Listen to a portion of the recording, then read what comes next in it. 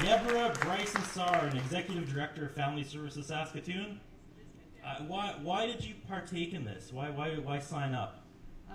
I took part in this because I'm a social worker and I'm supposed to have spent my life working with people who live in poverty, and I have, but I've never really understood what it was like to be really poor, and that's an important point for me to understand that, especially as a counselor when I worked in mental health, sometimes if people would be a little bit late for their appointment, I would be annoyed.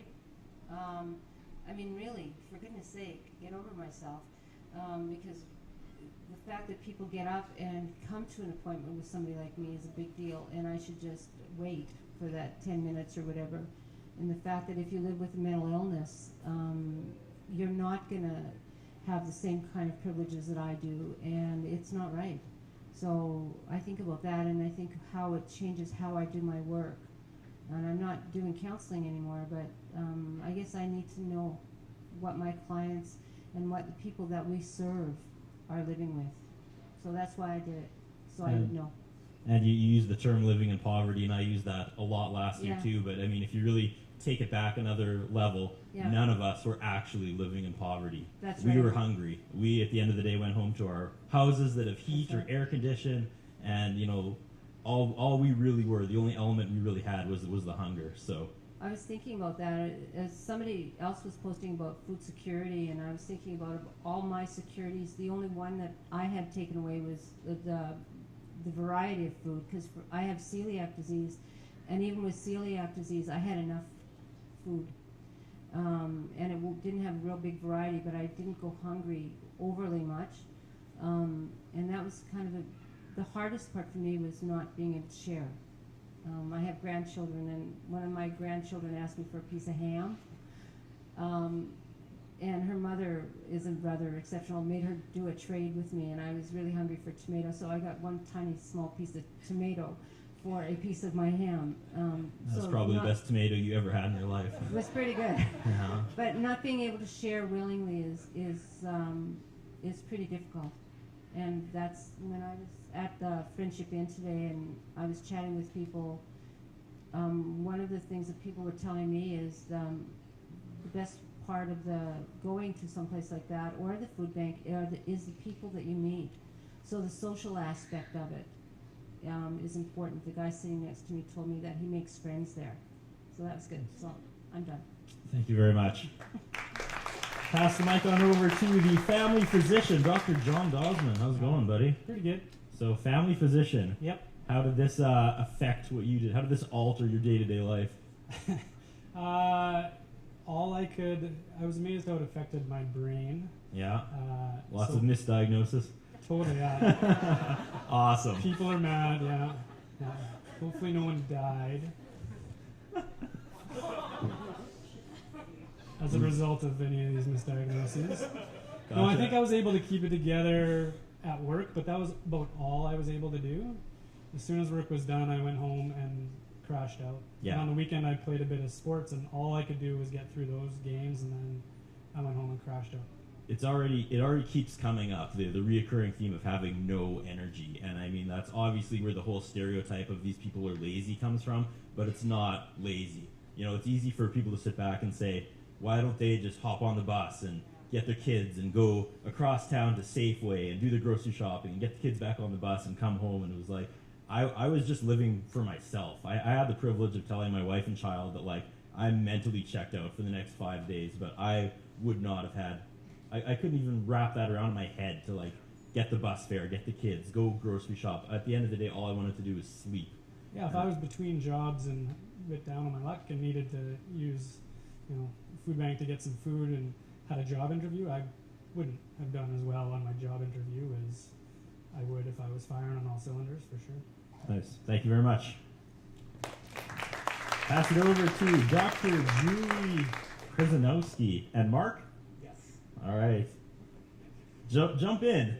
I got to talk to you at the day we picked up the food baskets. And you kind of looked down and were like, okay. It was kind of starting to sink in immediately. But the last 7 days, recap what you went through. yeah, so I did this challenge with my husband Mark, and I can't say how much harder it would have been had he not done it with me. I mean, just having that moral support at home and doing it together with somebody, it was a terrific support. And when I picked up the basket from the food bank, because we were doing it as a couple, I was actually really surprised at how much food it looked like. And it was quite a bit of food, and we got it home, and we're doing quite okay with meals for the first few days. It's the last couple of days that the food really did run out, and it was the last couple of days that I really started feeling the physical effects of what it was like to be hungry. I mean, I feel like I've been in a bit of a mental fog for the last few days. I'm not as sharp. I don't have the attention span. I can't remember how many times I was in meetings starting a sentence and forgetting in mid-sentence what I was going to say. So to me, it was quite clear I was not 100% up to speed. I think in my job, and a lot of people who are my fellow participants are working in jobs where you have to be on, and it's easy to put on the blinders and do what you need to do to get through that day. So the surprises I had this week are, where you're tired and hungry and your filters are down, your guard is down, and you get caught in emotional moments like on the Global TV show. I was pretty close to tears there, so yeah. I only say that because I felt the same way. I can sense it, but I don't think that, not everybody. Were you, Paul? I was just so tired. I was just really, really, really tired. I think right after that, I went to work, and it's completely synonymous with what you just said. I was there physically, but mentally, I wasn't there, and my coworkers could certainly tell. They would come into the room and be like, Jared, we need a decision now, and I'm just like, get off my back. And I snapped a couple times. Oh yeah. I'm like, just leave me alone. Just get out of the room and let me think about it. And Give this man a proper introduction real quick. Jumping into the conversation, Jared Brown, U of S Student Union President. I've already lost all control up here. Continue. And they didn't take it personally, which is nice because they all understood that I was doing this. However, people who didn't know, they could, I could feel that kind of tension between me and other people. And I guess what I found nice about the people who did know that I was doing this was, they were really supportive. They would offer me, hey Jared, do you want some, how can I take you for lunch? And I graciously, thank you, but no. But I found a lot of comfort in that the people around me were they were supporting me, but on the flip side, somebody who is not, I guess, in our position where we're doing this out of choice, they don't have that type of support, and I think, while I found a lot of comfort in that, I do also grab a little bit of guilt because it wasn't a true experience in that sense. This has been an amazing experience. I'm really thankful that I was able to do it, and I know a lot of the people in my office they've been talking about it every single day, and by day 4, which is the day that I was on Global, I was beat. And it's more about, the way I budgeted my food throughout the week, and I could tell that those days the amount of food that I budgeted just didn't get me through. And these past 2 days, I've had a lot of food because I just held it so close to me, as close as I could, and some of it started going bad, and yeah, it's absolutely amazing. Well, we were talking before in the bathroom, don't judge us, about how, everyone goes into this and you just think, oh yeah, I've been hungry before. It's not going to be that big of a deal, but this is a completely different kind of hunger. Like this isn't one of those, I'm going to skip lunch because I know I'm going to the cake for supper. This is a no light at the end of the tunnel.